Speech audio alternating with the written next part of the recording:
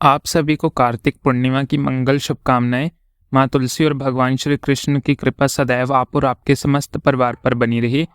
दोस्तों, आज की वीडियो में आप जानेंगे कि तुलसी की विदाई पूर्णिमा तिथि पर आपको किस प्रकार से करना है और कार्तिक पूर्णिमा है विशेष रूप से तुलसी जी की पूजा की जाती है।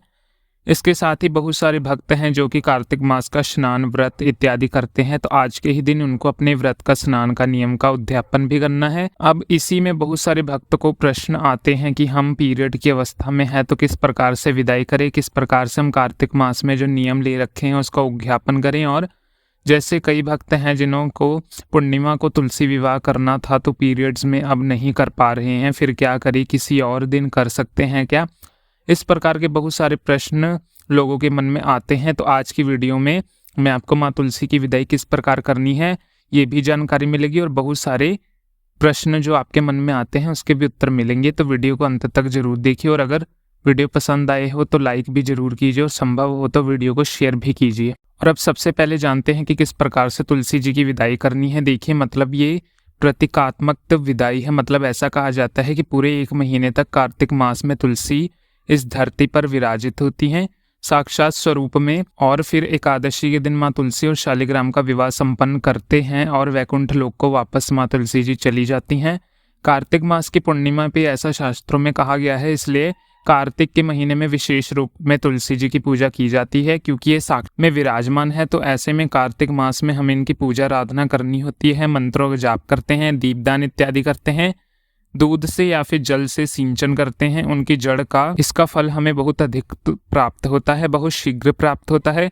अब ऐसा नहीं है कि पूरे वर्ष हम नहीं करते हैं, पूजा बिल्कुल करते हैं, लेकिन ये समय विशेष होता है। तो कार्तिक मास की पूर्णिमा पर विशेष रूप से प्रतीकात्मक तौर पर हम उनकी विदाई करते हैं क्योंकि तुलसी वैकुंठ लोक जा रही हैं। तो हम अपनी तरफ से जो हमें पूजा प्रार्थना की है माँ को समर्पित करते हैं और उनसे प्रार्थना करते हैं कि हमसे कोई भी भूल चूक हुई हो तो इस दौरान तो हमें क्षमा करें और भगवान श्री हरि विष्णु की भक्ति का वरदान दे, हम पर कृपा करें और हम सदैव आपके शरण में रहें। इस प्रकार से प्रार्थना करके हम उस दिन प्रतीकात्मक तौर पर विदाई करते हैं। तो इसके लिए हम पूर्णिमा तिथि पर प्रातःकाल जल्दी उठकर जिस प्रकार से भी हम पूजा कर रहे हैं पूरे महीने में उस प्रकार से पूजा करते हैं। ये विदाई की जाती है, मतलब दोपहर के बाद संध्या से पहले, मतलब सूर्यास्त होने से पहले तुलसी की विदाई हम कर देते हैं। दोपहर 1 बजे के बाद ही विदाई का कार्यक्रम प्रारंभ होता है। समझ लीजिए कि शाम को 4 बजे के आसपास आप लोग पूजा आराधना करके विदाई इत्यादि कर लीजिए। मतलब 5 बजे से पहले हो जाए। तो इस बात को आप ध्यान रखना है कि तुलसी की विदाई है, कुछ भोग बना लीजिए, जैसे कि पूरियां बना लीजिए, हलवा बना लीजिए, खीर बना सकते हैं आप, कुछ ना कुछ मीठा जरूर बना लें। आज पूर्णिमा है तो खीर तो अवश्य ही बनती है। इसके अलावा भगवान श्री सत्यनारायण की कथा भी हम करते हैं, आटे का चूरमा बनाते हैं, इसके अलावा हलवा भी बनाते हैं थोड़ा सा और माता रानी को भोग लगाते हैं। मीठा घर में जरूर बना लीजिए। इसके अलावा भी आप चाहें तो कुछ मीठा बाजार से, जैसे कि दुकान से मंगवा सकते हैं, बताशा, लड्डू, सफ़ेद बर्फी या दूध से बनी हुई वस्तुओं जैसे मिठाई, बर्फी इत्यादि ला सकते हैं। उपलब्धता हो आके आपके पास तो अपनी समर्थता के अनुसार आप ला सकते हैं। आप सिर्फ बताशे और खील से, जो खील बताशा हम दिवाली पर चढ़ाते हैं, उससे भी आप तुलसी माता की विदाई कर सकते हैं। आपके पास समय ना हो तो आप नहीं बना पा रहे हैं किसी कारणवश, ऐसा भी कर सकते हैं। और चाहे तो अच्छे से खीर, पूड़ी, हलवा इत्यादि बनाकर, मिठाइयाँ मंगवा कर लीजिए, इत्यादि मंगवाकर विधि विधान से कर सकते हैं। ये पूरी तरह से भक्तों की अपनी सक्षमता के ऊपर है, अपनी इच्छा शक्ति पर निर्भर करती है। तो बात करें विदाई के समय की, आप किस प्रकार से करना है। सबसे पहले थोड़ा सा जल अर्पित कीजिए तुलसी में, इसके बाद से धूप दीप जलाकर पूजा कर लीजिए, फिर वो माता रानी को भोग अर्पित कर दीजिए। अब माता की विदाई है, आपने विवाह भी किया है तो तुलसी जी को चुन्नी अवश्य अर्पित कीजिए, लाल चुन्नी। अब जैसे कई भक्तों के मन में प्रश्न आता है कि एकादशी के दिन हमें माता को चुन्नी अर्पित की है तो क्या आज भी जरूर कर रहे हैं। तो देखिए, अगर आज कर देते हैं तो अच्छी बात है, लेकिन अगर आप नहीं कर सकते तो आप उसी चुन्नी में माता को विदाई दे सकते हैं। अगर आपके पास है तो आप माता को उड़ा सकते हैं, नहीं है तो उसी चुन्नी से भी आपका काम चल सकता है। यदि अगर आपने एकादशी के दिन कोई चुन्नी नहीं चढ़ाई है तो फिर इस दिन आप माता तुलसी जी को लाल चुनरी उड़ा सकते हैं। आज पूर्णिमा है तो तुलसी में धागा बांध दीजिए, कलावा का धागा बांध सकते हैं, चाहे तो चुन्नी चढ़ा सकते हैं। मतलब सभी तुलसी में आपको वस्त्र अवश्य अर्पित करने हैं। विदाई आप एक ही तुलसी माता की करेंगे जिनका आपने विवाह किया है, लेकिन आपको चुन्नी सभी को अर्पित करना है, धूप दीप आपको सबको अर्पित करना है। इस बात का आपको ध्यान रखना है। भोग एक ही जगह तुलसी को आप लगा सकते हैं, मन में मानसिक रूप से कल्पना करके भी तुलसी जी को आप भोग लगा सकते हैं। ऐसी ही जगह जिनका आपने विवाह किया है उनकी विशेष पूजा होगी और उन्हीं के पास आपको भोग इत्यादि सभी चीजें रखनी है।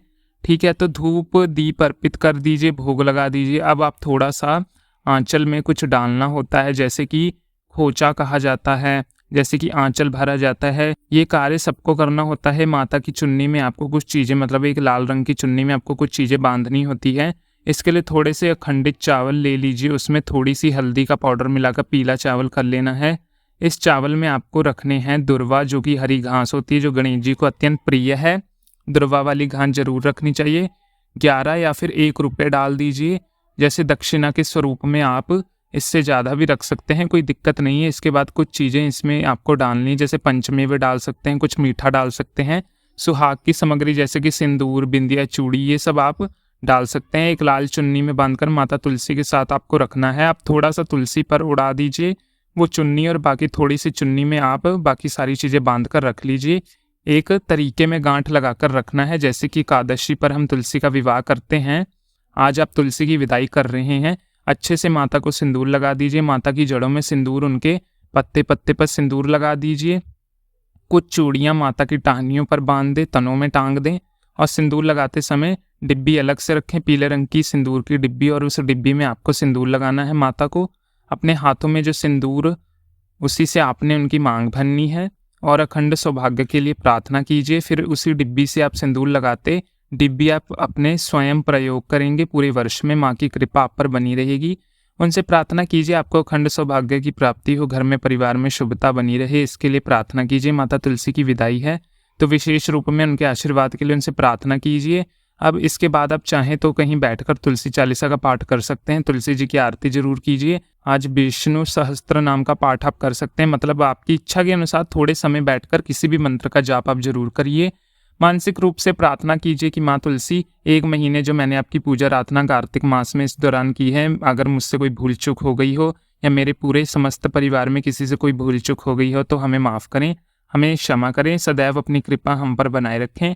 और मानसिक रूप से मान लीजिए आपने तुलसी जी की विदाई कर ली, पूजा अच्छे से कर ली, प्रार्थना कर ली। अब प्रश्न आता है कई लोग, क्या तुलसी में हमें दान भी करना चाहिए? देखिए, ये पूरी तरह आपकी इच्छा के ऊपर निर्भर है। कुछ लोग दान देते हैं, कुछ लोगों की समर्थता दान की नहीं होती तो वो नहीं दे पाते हैं। यदि आपकी समर्थता है तो आप जिस भी मंदिर में तुलसी जी को छोड़ने जाएं, वहाँ पे कुछ ना कुछ ब्राह्मण को दान में अवश्य दें।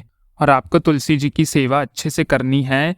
ये नहीं कि आप उन्हें मंदिर में रखें और मंदिर में सेवा ना मिलने की वजह से तुलसी जी सूख जाएं। यदि आप नित्य मंदिर जाते हैं तो अपने इस पौधे की भी आपको नित्य सेवा मंदिर में ही करनी है। और जब आप उनकी विदाई करने जाएं तो पूजा आराधना मंत्रों का जप करते हुए तुलसी जी को लेकर जाएं। तुलसी जी को अपने कांधे पे विराजित करके लेकर जाएं। बिना चप्पल के आपको मंदिर तक पैदल ही जाना होता है। गमला अपने कांधे पे उठा के और भगवान विष्णु के नामों को याद करते हुए तुलसी जी को मंदिर में ले जाके वहाँ पे आदरणीय सहित उनको वहाँ पे स्थापित करना होता है। इसके बाद शाम को आप बाकी तुलसियों में दीपदान भी कर सकते हैं। जैसे कई भक्त जनों को प्रश्न आता है कि तुलसी जिनकी हमें सेवा की है, जिनका हमने विवाह संपन्न कराया, उन्हें घर में रखकर प्रतिदिन पूजा कर सकते हैं? मतलब अगर हम तुलसी दान ना करें तो कोई दोष लगेगा? कोई दोष नहीं लगता, पूजा कीजिए, आपकी पूजा में कोई कमी नहीं होनी चाहिए। बस इस बात का ध्यान रखना है। अगर आपके घर में तुलसी है तो पूजा आपको हमेशा होनी चाहिए। अब कई लोगों के मन में प्रश्न आता है, जो तुलसी जी में हमने चीज़ें चढ़ाई उनका क्या करें? देखिए, श्रृंगार की जो वस्तुएं हैं उनको आप संयम ही प्रसाद के रूप में ग्रहण कर सकते हैं। जितनी भी चीज़ें हम चढ़ाते हैं उनमें से कुछ चीज़ें आप अपने लिए रख सकते, बाकी चीज़ें आप दान में दें। आप तुलसी दान नहीं भी करते हैं तो आप जो चीज़ें आप चढ़ाए हैं, कुछ चीज़ें आप संयम रख ले और बाकी की चीज़ें आप दान में दे सकते हैं या किसी और के प्रयोग में आ जाएं। और जो सुहाग की चीज़ें हैं उनमें से कुछ चीज़ें आप अपनी सास या फिर जेठानी को भी दे सकती हैं या किसी सुहागिन महिला को भी दे देना चाहिए। इस बात का आपको ध्यान रखना है।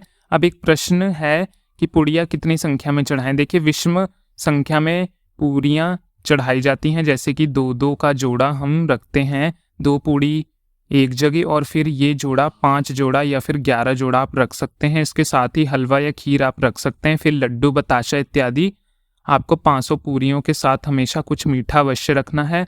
पान का पत्ता, उसके ऊपर सुपारी, लौंग, इलायची रखकर आपको जरूर तुलसी के पास अर्पित करना है। जैसे कि अगर आप किसी भी परेशानी में हैं, कोई भी कामना हो, अगर आप चाहते हैं कि ये कामना जल्द पूरी हो जाए, तो तुलसी में मतलब तुलसी के गमले में एक सिक्का और एक साबुत हल्दी, 2 या फिर 1 रुपए का कोई भी सिक्का हो, सिक्का ले लीजिए और एक हल्दी ले लीजिए, अपने हाथों में रखिए और प्रार्थना कीजिए तुलसी से, अपनी मनोकामना कहिए, माँ तुलसी ये जो हल्दी और सिक्का है ये तुलसी जी की जड़ में दबा दीजिए। आज पूर्णिमा के दिन आप ये उपाय कर लीजिए और माता से प्रार्थना कीजिए, वह जल्द ही आपकी मनोकामना को पूर्ण करेंगी। ये हल्दी और सिक्का आपको हटाना नहीं है।